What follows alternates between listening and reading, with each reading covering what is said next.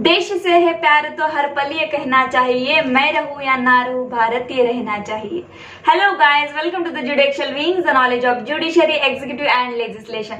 I am Pallavi with you again with the Sunday knowledge. मैंने आपको promise किया था कि हर संडे हम ऐसे करंट टॉपिक को कवर करें जिससे कि हर एक स्टूडेंट को जिसके बारे में जानकारी होना जरूरी होता है और हर एक आम आदमी को भी जिसके बारे में जानकारी होना बहुत जरूरी होता है। तो चलिए, मैंने तो हिंट आपको दे ही दी है वैसे कि हम किस टॉपिक बात करने वाले हैं, यानी कि India as a Bharat, Bharat as a India. तो एक्चुअल में हुआ क्या है, इतने सालों के बाद ये जो टॉपिक है ऊपर उठ के अब क्यों आ गया है। एक नमाहा नाम के शख्स है जो कि पेशे से किसान है और उन्होंने जनहित याचिका दाखिल की, यानी कि पिटीशन दाखिल किया है सुप्रीम कोर्ट में। हमारे देश का नाम इंडिया से भारत ही हो जाए, हमारे देश का नाम एक ही रहे। हमारे देश का नाम अभी क्या है, इंडिया एज अ भारत। हम इंडिया ही बोलते हैं, भारत भी बोलते हैं। हमारे किसी डॉक्यूमेंट पे लिखा होता है भारत सरकार, तो किसी डॉक्यूमेंट पे लिखा है इंडियन। बहुत सारे डॉक्यूमेंट्स भी है और बहुत सारे लीगल एस्पेक्ट्स है, वहां पे हम इंडिया भारत, कई जगह पे हिंदुस्तान भी हम यूज करते हैं। उनकी जो आर्गुमेंट है सुप्रीम कोर्ट में, वो कहते हैं कि हमारे देश में जब से ब्रिटिशर्स गए हैं तब से इंडिया नाम हमारे यहाँ वैसे ही है। ब्रिटिशर तो चले गए हैं लेकिन हमारे लिए वो नाम जो छोड़ के गए हैं एज यूजुअल वो हमारे लिए इंग्लिश भी छोड़ के गए हैं। ये नाम जो है वो वैसे की वैसा ही रहा है और हम अभी उसे यूज करते हैं जिसका कोई भी मतलब नहीं है, उन्होंने कहा है। जैसे कि हम ब्रिटिश काल में गुलाम थे तो ये नाम भी हमें गुलामी की बार बार याद दिलाता है, ऐसा ही उनका कुछ कहना था। तो 100 साल तक जो अंग्रेजों ने हम पे अत्याचार किया है ये उनकी बार बार याद दिलाता है। तो हमें इस राह को छोड़ के अब भारत नाम अपनाना चाहिए जो कि हमारा ओरिजिनल नेम है। पिटिशन के बारे में क्या हुआ, पिटिशन कैसे फाइल हुआ, रिजेक्ट हुआ, अलाउ हुआ, क्या हुआ, ये हम तो बाद में देख लेंगे। पहले हम जान लेते हैं इंडिया और भारत की हिस्ट्री। तो अब हम चलते हैं सीधे हिस्ट्री की ओर। देखिए, हमारे यहाँ सभी को पता है कि सिंधु घाटी सभ्यता थी, यानी कि मोहनजोदड़ो हड़प्पा संस्कृति थी। और वो जो संस्कृति थी, वो जो लोग सिंधु नदी के तट पर बसे थे। तो जो कोई भी बाहर देश से आता था तो हमारी जो पहचान है वो सिंधु नदी के साथ ही जुड़ी होती थी और वो लोग बाहर जाके सिंधु नदी पे स्थापित हुआ देश ऐसे ही बोलते थे, यानी कि सिंधु देश ऐसे कुछ नाम उसका पड़ा हुआ। उसके बाद कोई ईरानी लोग आते हैं, ग्रीस लोग आते हैं, उनको जो यस नाम का है वो स का उच्चार वो ह बोलते थे, यानी कि सिंधु का नाम पड़ गया अब हिंदू। जो हमारी इंडस सिविलाइजेशन है, जो तिब्बत से निकलकर इंडस रिवर आती है हमारे यहाँ, वही सिंधु नदी से नाम पड़ गया हमारा हिंदू, यानी कि स का उच्चार वो ह करते थे और वहां से हिंदू पड़ गया। उसके बाद मुगल इरा में हिंदू से हमारा नाम हिंदुस्तान पड़ गया। लेकिन उससे पहले की अगर बात हम करें तो राजा दुष्यंत और शकुंतला देवी के जो बेटे थे राजा भरत, उनके नाम पे भारत राज्य का निर्माण हुआ और हमारे देश का नाम तब से भारत बोला जाने लगा। लेकिन ये भी शब्द अभी तक गया नहीं था सिंधु से हिंदू। चर्चा होती है कि हिंदू रहने वाले का हिंदुस्तान, तो ऐसा कुछ भी नहीं है। ये सिंधु से नाम आया हुआ है, जबकि लैंग्वेज प्रोनाउंसिएशन प्रॉब्लम की वजह से स का उच्चार ह होने लगा और सिंधु का हिंदू हो गया।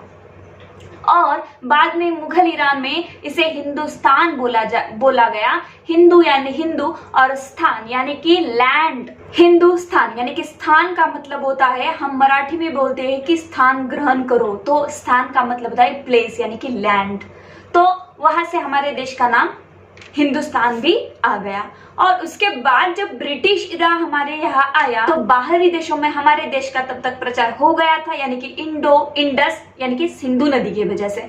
तो वो लोग भी हमें इंडस इंडिया पुकारने लगे। इंडू यानी कि इंडस नदी और IA यानी कि इंडिया का जो इंडू IA है, तो IA को स्थान बोला जाता है कई लैंग्वेजेस में। तो IA स्थान के लिए यानी कि हिंदुस्तान के लिए IA जो है हमारे लास्ट इंडिया का, तो उसे IA वहां पे लगाया गया और उसका नाम पड़ गया अब इंडिया। तो ब्रिटिश लोगों ने इसे इंडिया पुकारना शुरू कर दिया और 100 साल तक ब्रिटिश यहाँ पे रहे और इंडिया का ही, हमारे देश का नाम इंडिया ही पड़ गया। उसके बाद आता है इंडिपेंडेंस। इंडिपेंडेंस होने के बाद ब्रिटिश यहाँ से चले गए और हमारे यहाँ कॉन्स्टिट्यूशन बनना शुरू हो गया। कॉन्स्टिट्यूशन बनते वक्त ये भी सवाल बहुत ऊपर था कि अब क्या किया जाए, भारत का नाम भारत ही रखा जाए, हिंदुस्तान रखा जाए या इंडिया रखा जाए। तो इस पे बहुत सारी बहस हुई। कॉन्स्टिट्यूशन बनने से पहले भी कितने दिनों तक इस पे चर्चा चलती। नेशनल फ्लैग पे चर्चा हुई कि क्या कलर्स होने चाहिए क्या नहीं, बहुत सारे हर एक चीज पे यहाँ पे डिस्कशन पार्लियामेंट में होता था और डॉक्टर BR अम्बेडकर जी हर सवालों का जवाब पार्लियामेंट में जाके देते थे, बिकॉज वो ड्राफ्टिंग कमेटी के चेयरमैन थे। उसके बाद बहुत सारी बहस होती गई कि कोई कहता था भारत होना चाहिए, कोई कहता था कि इंडिया होना चाहिए, वगैरह वगैरह। बट लास्ट में डिसाइड हुआ कि कॉन्स्टिट्यूशन के आर्टिकल 1 में ही ये डाला गया है कि India that is a Bharat. ठीक है, तो इस पे भी बहुत क्रिटिसिज्म हुआ कि इंडिया दैट इज भारत क्यों, भारत दैट इज इंडिया क्यों नहीं। तो ये भी मुद्दा उठा, लेकिन फाइनली डिसाइड हो गया और आर्टिकल 1 में डाला गया constitution India that is Bharat, जो कि इंडिया है उसे भारत कहला जाएगा। तो उसके बाद भी 2014 में भी 16 में भी बहुत बार ये हुआ। 2016 में भी chief justice of India TS Thakur has said that every Indian had the right to choose between calling his country Bharat और India. He had said that the apex court can not decide what a citizen should call his country. तो देखिए यहाँ chief justice Thakur ने कहा था कि citizen क्या कहना चाहते हैं, सिटीजन उसे भारत बोलना चाहते हैं या फिर इंडिया बोलना चाहते हैं, वो हम डिसाइड नहीं कर सकते। यानी कि सुप्रीम कोर्ट इसे डिसाइड नहीं कर सकता, इसे सिटीजन को ही डिसाइड करना होगा। और अब आते हैं हम पिटीशन पे। अभी लॉकडाउन चल रहा है, इसलिए नमहा नाम के व्यक्ति ने सुप्रीम कोर्ट में वीडियो कॉन्फ्रेंसिंग के थ्रू सुप्रीम कोर्ट के एडवोकेट के थ्रू ये याचिका दाखिल की है कि इंडिया को भारत नेम दिया जाए, इंडिया को एक ही नेम दिया जाए। हम सेक्युलर है, हम यूनिटी यहाँ से नहीं दिखती है क्योंकि भारत के ही हर डॉक्यूमेंट पे अलग अलग नाम है। ये उनकी आर्गुमेंट थी पिटीशन में। बहुत बार हमारे आधार कार्ड भी भारत सरकार लिखा होता है, तो कई जगह पे रिपब्लिक ऑफ इंडिया लिखा होता है, तो कई इंडियन गवर्नमेंट लिखा होता है। यहाँ से जो राष्ट्रीय एकात्मता है वो नहीं दिखती है। एक ही नाम होगा भारत, तो राष्ट्रीय स्वाभिमानता हर एक सिटीजन के मन में रहेगी, इसलिए उन्होंने ये पिटीशन दाखिल किया है। तो अब इस पे सुप्रीम कोर्ट का क्या कहना है। सुप्रीम कोर्ट ने ये पिटीशन रिजेक्ट कर दिया, तो डायरेक्ट भी रिजेक्ट नहीं किया है। उन्होंने कहा है कि देखिए, नाम बदलना कंट्री का हमारा काम नहीं है, यानी कि सुप्रीम कोर्ट का काम नहीं। किसी भी कॉन्स्टिट्यूशन के आर्टिकल में, कॉन्स्टिट्यूशन में कहीं अगर चेंजेस करने हो, उसमें अमेंडमेंट्स लाने हो, तो सिर्फ सुप्रीम कोर्ट डायरेक्टली किसी के पिटीशन के ऊपर अमेंडमेंट नहीं ला सकते और ये डिसीजन नहीं दे सकते, क्योंकि ये इतनी भी इजी प्रोसेस नहीं है। चलो भाई, नाम बदलने का पिटीशन आया तो सबको लगता है कि भारत हो, हमारा ओरिजिनल नाम है, हिंदुस्तान नाम हो, हमारे देश का इंडिया ना हो, बिकॉज वो ब्रिटिशर्स ने नाम रखा है, हमें भी लगता है सबको, लेकिन इतनी इजी प्रोसीजर नहीं है। कॉन्स्टिट्यूशन में पार्ट 20 में 368 आर्टिकल में अमेंडमेंट प्रोसीजर दी है, वहां पे जाके हमें कॉन्स्टिट्यूशन में अमेंडमेंट करनी होती है। तो वहां पे उन्होंने कहा है कि ये इस चीज पे सेंट्रल गवर्नमेंट को भी विचार विनिमय करना चाहिए, उनके साथ भी डिस्कशन होना चाहिए। हम सुप्रीम कोर्ट भी अकेले इसको नहीं चेंज कर सकते। तो इसकी प्रोसीजर क्या है? तो प्रोसीजर क्या है? लोकसभा और राज्यसभा में ये बिल मेजोरिटी से पास होना पड़ता है, उसके बाद राष्ट्रपति के पास जाता है, राष्ट्रपति उसको अनुमति देते हैं। तो ये सारी प्रोसीजर है। तो अमेंडमेंट के लिए ये प्रोसीजर क्यों है? जैसे मैंने अभी कहा कि 2016 में ऑनरेबल जस्टिस ठाकुर ने कहा था कि ये सिटीजन को डिसाइड करना चाहिए कि उनको उनके कंट्री का नाम क्या होना चाहिए। तो हमारे जो रिप्रेजेंटेटिव है, यानी कि MPs, MLA, वो पार्लियामेंट में जाके सिटीजन का क्या कहना है ये सबके सामने प्रस्तुत करते हैं। तो इसीलिए अमेंडमेंट की प्रोसीजर है वो पार्लियामेंट में पहले अमेंडमेंट की प्रोसीजर की शुरुआत होती है पार्लियामेंट से, यानी कि मेजॉरिटी से। और उसके बाद अगर क्या होता है, अगर बिल पास हो गया, प्रेसिडेंट ने ही अनुमति दे दी, प्रेसिडेंट ने अनुमति देने के बाद अब सुप्रीम कोर्ट को पावर है।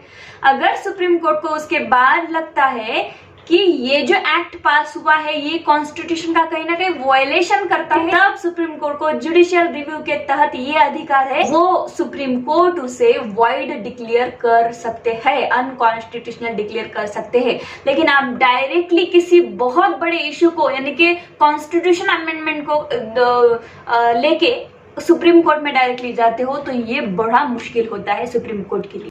तो सुप्रीम कोर्ट ने भी ये कहा कि ऑलरेडी कॉन्स्टिट्यूशन में भारत नाम दिया हुआ है, इंडिया दैट इज भारत, तो वहां पे भी जरूरत सुप्रीम कोर्ट को नहीं दिखी।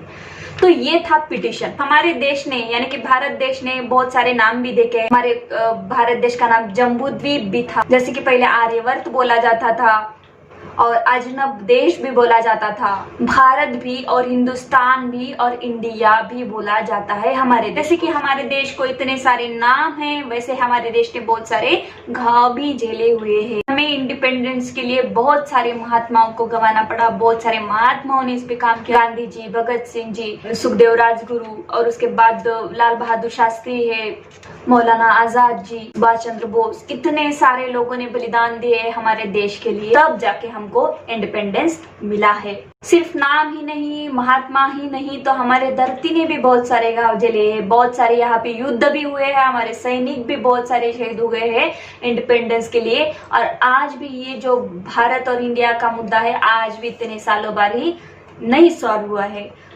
तो आइए अब देखते हैं आगे क्या होता है। अभी तो कोरोना की वजह से सब काम धीरे धीरे चल रहे हैं, फिर भी हम आशा करते हैं कि इस पे भी कुछ एक फाइनल रिजल्ट निकल के आए। तो फ्रेंड्स, मैंने जो आज इन्फॉर्मेशन निकाली थी वीडियो की, वो बहुत सारे हिस्ट्री के बुक से निकाली थी। तो मैं आज आपके साथ कुछ बुक्स भी शेयर करना चाहूँ। इंसान को और स्टूडेंट्स को तो जरूर पढ़नी चाहिए। तो ये बुक है मेरे पास, अवर पार्लियामेंट।